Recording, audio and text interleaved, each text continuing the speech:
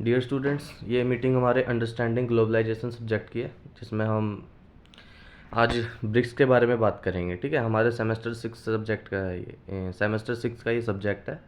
तो एक important topic आता है आपका एग्ज़ाम में ब्रिक्स को लेके। हर एक बार क्वेश्चन पूछा जाता है, हर क्वेश्चंस पेपर में आप इसको देख सकते हो कि ब्रिक्स के बारे में कुछ ना कुछ क्वेश्चन पूछ ही रहा है हर बार।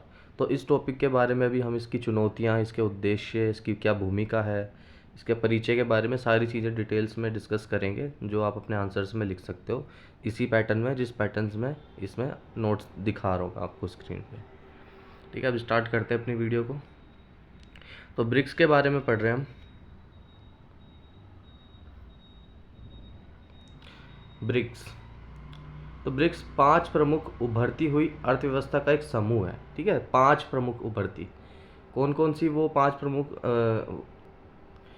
तो ब्रिक्स किस तरह से मिलकर बना है, इसमें 5 देश शामिल है इसके अंदर फिलहाल। ठीक है, तो 5 देश शामिल हैं। जो दक्षिण अफ्रीका है इसमें पहले बाद में शामिल हुआ था। इसको पहले केवल ब्रिक्स ब्रिक्स बोला जाता, ब्रिक बोला जाता है। इसमें ऐड एस जो ऐड है बाद में ऐड हुआ था जब दक्षिण अफ्रीका इसमें जुड़ गया था। ठीक है, तो बी से क्या होता है ब्राज़ील, आर से रूस, आई से इंडिया भारत, और सी से चाइना, और एस से दक्षिण अफ्रीका। ये ब्रिक्स की फुल फॉर्म है। ठीक है, और इसका गठन 2009 में किया गया था ब्रिक्स का। और समय के साथ ही यह संगठन वैश्विक आर्थिक राजनीतिक मामलों में महत्वपूर्ण भूमिका निभाता है अपनी। ठीक है, चाहे वो वैश्विक स्तर पर कोई मुद्दा हो। ठीक है, संगठन वैश्विक हो, कोई मतलब वैश्विक संगठन है जैसे कि यूएन है और आईएमएफ है, इनके ऊपर भी ये अपना प्रभाव डालता है, और राजनीतिक मामलों के अंदर भी अपनी ये भूमिका निभाता है ब्रिक्स।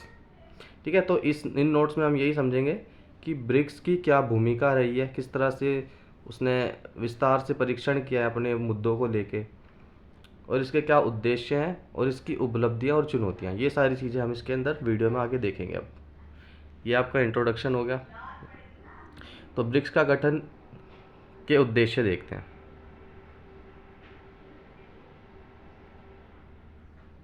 फर्स्ट है आर्थिक सहयोग को बढ़ाना, मतलब कि सदस्य देशों के बीच व्यापार और निवेश को बढ़ाना, इन्वेस्टमेंट को बढ़ाना। कि मतलब जो देश इसके अंदर शामिल है, जो 5 देश मैंने आपको बताए हैं, उन देशों के बीच में व्यापार को लेके बढ़ावा देना, कि वो एक दूसरे से व्यापार करे और निवेश करे, इन्वेस्टमेंट करे एक दूसरे के क्षेत्रों पे, देशों में।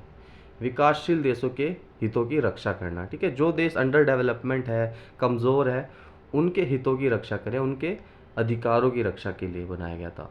वैश्विक मंचों पर विकासशील देशों के मुद्दों और हितों का प्रतिनिधित्व करना, मतलब जो भी देश विकासशील देश हैं, ठीक है, विकासशील जो देश हैं, उनके जो मुद्दे हैं और उनके जो हित हैं, उनका प्रतिनिधित्व ब्रिक्स करता है उन देशों का। आगे है वित्तीय स्थिरता को बढ़ावा देना। वित्तीय मतलब वो फाइनेंशियल क्षेत्र में।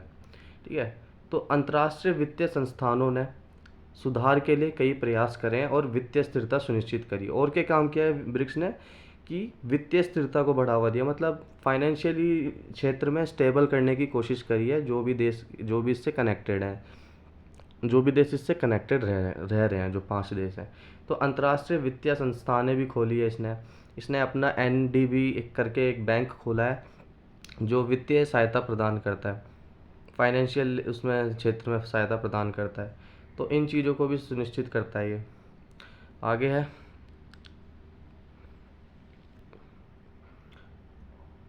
वैश्विक शासन में सुधार। संयुक्त राष्ट्र और अन्य वैश्विक संस्थानों के सुधार के लिए सहयोग करता है ये। जैसे कि संयुक्त राष्ट्र संघ है, यूएन है आपका, बहुत ये भी एक इम्पॉर्टेंट टॉपिक है आपके बुक के अंदर, इसकी सेपरेट वीडियो आएगी वैसे। तो इसके अंदर भी सुधार करने के लिए मत रखता है अपना, अगर कोई कमी रहती है। और जो वैश्विक संस्थानें हैं, जितनी भी संस्थानें बनी हुई है, आईएमएफ और कई सारी संस्थानें बनी हुई है, चाहे वो हेल्थ से रिलेटेड हो, चाहे वो टेक्नोलॉजी से हो, व्यापार से हो, डब्ल्यूटीओ है आपकी एक व्यापार से, तो उनके सुधार के लिए भी सहयोग करता है ये ब्रिक्स। और क्या इसका उद्देश्य है, कि सतत विकास के लक्ष्यों को प्राप्त करना, सतत विकास और पर्यावरण संरक्षण के लिए साझा प्रयास करना।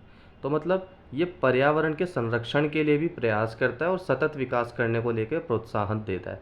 सतत विकास मतलब पर्यावरण को बिना नुकसान पहुंचाए विकास करना, इस तरह के विकास को किसके आइडिया को ये वो रखता है, साझा करता है, प्रयास करता है।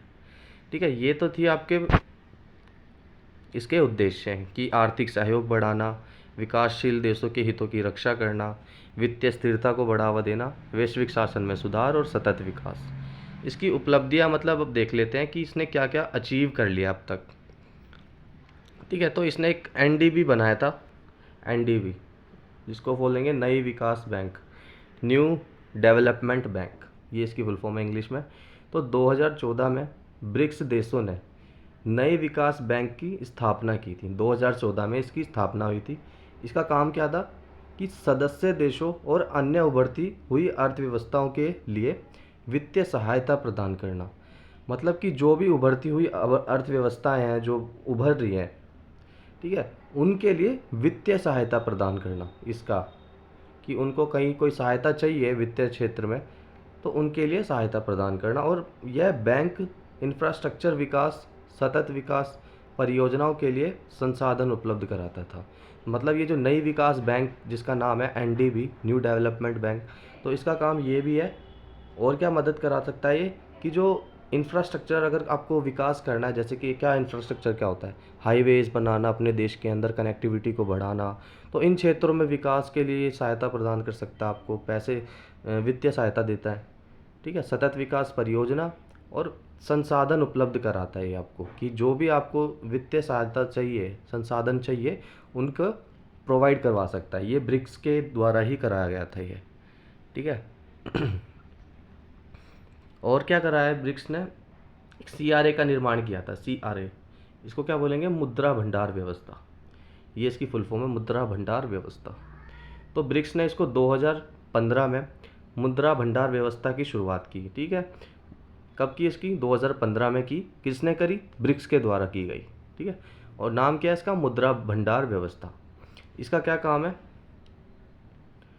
कि सदस्य देशों के बीच आपसी सहायता, वित्तीय स्थिरता को सुनिश्चित करना। मतलब जो भी देश इसके अंदर हैंगे, मतलब 5 देश हैं BRICS, Britain, China, India, Russia, South Africa, जो भी 5 देश है इसके अंदर, उनके बीच में आपसी एक दूसरे को लेके सहायता प्रदान करे, वो आपसी सहायता के लिए प्रमोट किया।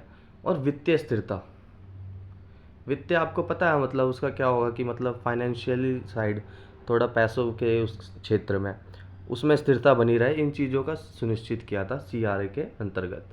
यह व्यवस्था आर्थिक संकट के समय सदस्य देशों को वित्तीय सहायता प्रदान करता था। और ये सीआरए कब सहायता प्रदान करता था, जब कोई आर्थिक संकट आ जाता था। मान लो कि आपके देश में कोई ऐसी आर्थिक स्थिति बन गई है कि मान लो पूरे देश में बाढ़ आ रखी है बहुत, या फिर कोई भूकंप आ गया है, तो आपको बहुत ज़्यादा संकट है आपके देश में।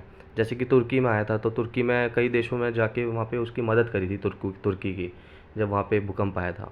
तो वैसे ही आर्थिक संकट जब आता है किसी देश के ऊपर, तो उसमें देशों को सहायता प्रदान करा, वित्तीय सहायता प्रदान करना, ये था सीआरए के अंदर। आगे देखते हैं, व्यापार और निवेश। ब्रिक्स देशों के बीच व्यापार निवेश को बढ़ावा देने के लिए कई पहल कर चुका है। तो ब्रिक्स जो है, जो इस सदस्य देश है उनके बीच में जो व्यापार होता है, जो 5 देश हैं, उनको भी बढ़ावा देने के लिए पहल करता है ब्रिक्स। अभी एक पॉइंट है वो मैं आपको बताऊंगा चुनौतियों में, तो उसको होल्ड रखते हैं, बट वो इसी पॉइंट से रिलेटेड है, उसको आगे बताऊंगा। तो ये पहले सदस्य देशों के बीच आर्थिक सहयोग को मजबूत करने में भी मदद करता है। ठीक है, जो इसके सदस्य देश है वो एक दूसरे को लेकर एक दूसरे को आर्थिक सहयोग करे, उस इस मानसिकता को भी ये मजबूत करता है। व्यापार और निवेश, निवेश पता होगा आपको कि इन्वेस्टमेंट, बिजनेस और बिजनेस एंड इन्वेस्टमेंट में वृद्धि। ठीक है, एक बार और बता देता हूँ कि ब्रिक्स सदस्य देशों के बीच व्यापार और निवेश को बढ़ावा देने के लिए पहल की गई थी। और जो सदस्य देश हैं इसके, वो आर्थिक सहयोग को मजबूत करने में इससे मदद करता है ब्रिक्स, आर्थिक सहयोग को मजबूत करने में, वैश्विक अर्थव्यवस्था में भूमिका को बढ़ा देता है। सांस्कृतिक शैक्षिक सहयोग। ब्रिक्स देशों ने सांस्कृतिक और शैक्षिक आदान प्रदान को बढ़ावा दिया और कई कई कार्यक्रमों की शुरुआत की है। तो ब्रिक्स ने और क्या किया है, जो सांस्कृतिक और शैक्षिक आदान प्रदान को बढ़ावा दिया है, कि मतलब सांस्कृतिक क्षेत्र में भी और शैक्षिक क्षेत्र में भी आदान प्रदान, कि एक दूसरे की संस्कृति को भी समझना, ठीक है, सांस्कृतिक समझ और सहयोग को बढ़ावा देना, कि हम उनके संस्कृति को समझें, वो हमारी संस्कृति को समझें। इससे क्या होता है कि जो दोनों देशों के जो रिलेशंस होते हैं वो मजबूत होते हैं और सहयोग बढ़ावा मिलता है, सहयोग को बढ़ावा मिलता है, एक दूसरे को कोऑपरेट करते हैं फिर देश, और संबंध भी सुधरते हैं। अब कुछ चुनौतियां भी हैं इसकी, तो चुनौतियां क्या है इसकी देख लेते हैं। पहली है विविधता और भौगोलिक दूरी। ब्रिक्स देशों के बीच सांस्कृतिक, राजनीतिक, आर्थिक और भौगोलिक दूरी के कारण सहयोग को बनाए रखना चुनौती है। अब देखो, ब्रिक्स के अंदर अलग अलग कंट्रीज़ के जो देश हैं उनकी अपनी अपनी संस्कृति है। चाइना की कुछ है, हमारे भारत की जो संस्कृति है, हम किस तरह के कपड़े पहनते हैं, हमारी मानसिकता कैसी है, वो अन्य देशों से अलग है। तो सभी देश की अपनी अपनी संस्कृति है और राजनीतिक मानसिकता भी सबकी अलग होती है, और कोई देश ज़्यादा अमीर है, कोई गरीब है, कोई, सबकी आर्थिक विविधताएं भी अलग है, किसी का व्यापार करने का तरीका अलग होता है। तो और जो भौगोलिक दूरी है, जैसे कि डिस्टेंस कितना है आपस में, जो देश हैं वो भी काफ़ी दूर दूर है। साउथ अफ्रीका भारत से कितना एकदम दूर बसता है। तो ये चीज़ें भी सहयोग को बनाए रखने में एक चुनौती का सामना कर सकते हैं, ठीक है, कि मतलब कि जो देश हैं उनकी जो अपनी अपनी मानसिकता होती है, हर एक देश का अपना इंटरेस्ट होता है, अपना हित होता है, तो वो अपने हित को ध्यान में रखते हुए फैसले लेता है अपने, कि उसका जहाँ से ज़्यादा फ़ायदा हो, उसी मानसिकता से वो निर्णय लेगा हर एक देश। तो ये विविधता जो है, मतलब डाइवर्सिटी है, और जो भौगोलिक दूरी है, ये एक चुनौती है इसके लिए, ब्रिक्स के लिए। आंतरिक राजनीतिक मुद्दे। सदस्य देशों के भीतर राजनीतिक अस्थिरता आंतरिक विवाद है, ब्रिक्स के कार्य को प्रभावित कर सकते हैं ये, और इन मुद्दों के समाधान के लिए सदस्य देशों के बीच संवाद महत्वपूर्ण है। देखो, आंतरिक राजनीतिक मुद्दे में एग्जांपल देता हूँ, भारत का जो रिलेशन चाइना के साथ है वो बिल्कुल भी अच्छे नहीं है राजनीतिक क्षेत्र में। हो सैन्य तौर पर एक दूसरे की झड़प होती रहती है लद्दाख में, ठीक है, और अन्य कई मुद्दे हैं। तो इस तरह के जो आंतरिक राजनीतिक मुद्दे हैं आपस में लेके इन देशों के बीच में, जो इसके अंदर सदस्य देश हैं, तो ये भी सहयोग को कम करती हैं। सदस्य देशों के बीच अगर हम संवाद करवाएं, उनकी बातचीत हो, तो सहयोग महत्वपूर्ण है इनके बीच में करना। आ जाता है आगे वैश्विक आर्थिक अस्थिरता। वैश्विक आर्थिक अस्थिरता और वित्तीय संकटों का प्रभाव ब्रिक्स देशों पर भी पड़ता है। इन चुनौतियों से निपटने के लिए समन्वित प्रयास आवश्यक हैं।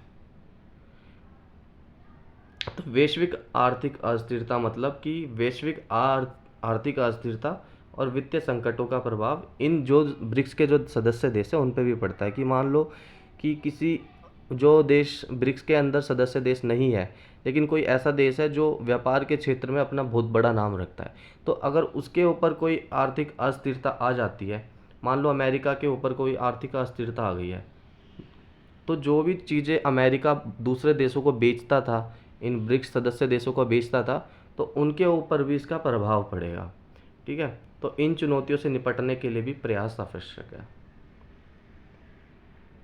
बाहरी राजनीतिक दबाव। ब्रिक्स देशों को बाहरी राजनीतिक दबाव, अंतर्राष्ट्रीय नीति का सामना करना पड़ता है। इन दबावों से निपटने के लिए सदस्य देशों को एकजुट होकर रहना चाहिए। अभी देखो, अमेरिका जो है ना, भारत के ऊपर बहुत दबाव बनाता है कि वो रूस के साथ अपने ज़्यादा संबंध ना रखे, कहता है कि आप चाइना के साथ ज़्यादा संबंध ना रखें, अमेरिका बोलता है। तो राजनीति के क्षेत्र में बाहरी दबाव भी रहता है। तो जो ब्रिक्स के जो देश हैं उनके ऊपर दबाव रहता है इस तरह से अंतर्राष्ट्रीय नीतियों के लेके। तो अब इसकी भूमिका देख लेते हैं, और समकालीन विश्व में इसकी भूमिका, ब्रिक्स की भूमिका। फर्स्ट पॉइंट है वैश्विक आर्थिक शासन में सुधार। ब्रिक्स सदस्य देशों ने अंतर्राष्ट्रीय वित्तीय संस्थान जैसे कि अंतर्राष्ट्रीय IMF और विश्व बैंक में सुधार की आवश्यकता पर जोर दिया है। तो जो ब्रिक्स है, ब्रिक्स के जो सदस्य देश हैं, इसने अंतर्राष्ट्रीय स्तर पर जो भी संस्थानें बनी हुई है, वित्तीय संस्थानें बनी हुई है, जैसे कि एक इंटरनेशनल मॉनेटरी फंड करके एक IMF है। IMF का काम ये है कि ये फंड प्रोवाइड करता है, मतलब कि उधार देता है पैसे जिनको ज़रूरत होती है उन देशों को, तो सहायता प्रदान करता है वित्तीय क्षेत्र में। तो IMF के अंदर जो भी सुधार, आवश्यक सुधार है, उनके ऊपर ब्रिक्स जोर देता है। इन संस्थानों में विकासशील देशों को प्रतिनिधित्व बढ़ाया जाना चाहिए। ब्रिक्स क्या कहता है कि जो भी देश इसके IMF के अंदर हैं, उसको विकासशील देशों को ज़्यादा से ज़्यादा उनका प्रतिनिधित्व बढ़ा देना चाहिए, जो देश अंडर डेवलपमेंट है और विकासशील है, और उनके न्याय संगत तरीके से संचालित किया जाना चाहिए। ठीक है, तो सीधे सीधे बताऊं तो जो ब्रिक्स है, ब्रिक्स कहता है कि IMF में सुधार होने चाहिए और जो विकासशील देश हैं उनके प्रतिनिधित्व को बढ़ाना चाहिए और न्याय संगत और संचालित किया जाना चाहिए। मतलब कि जो विकासशील देश हैं उनको ज़्यादा से ज़्यादा और भी प्रतिनिधित्व दिया जाए और उनकी ज़्यादा प्रायोरिटी दी जाए उनको, ये बोलता है। विकासशील देशों की आवाज़, ये महत्व बता रहा हूँ मैं आपको। तो ब्रिक्स विकासशील देशों की आवाज़ को वैश्विक मंच पर बुलंद करता है। मतलब जो देश विकासशील देश हैं उनकी आवाज़ बनता है ब्रिक्स वैश्विक मंचों पे, UN में, ठीक है, इस तरह के। यह संगठन विकासशील देशों के हितों की रक्षा करने, मुद्दों को प्रमुखता से उठाने में महत्वपूर्ण भूमिका निभाता है। जो देश विकासशील देश हैं उनके हितों की भी रक्षा करता है ये ब्रिक्स, और उनकी आवाज़ को उठाने में भूमिका निभाता है। आगे है आर्थिक सहयोग और विकास।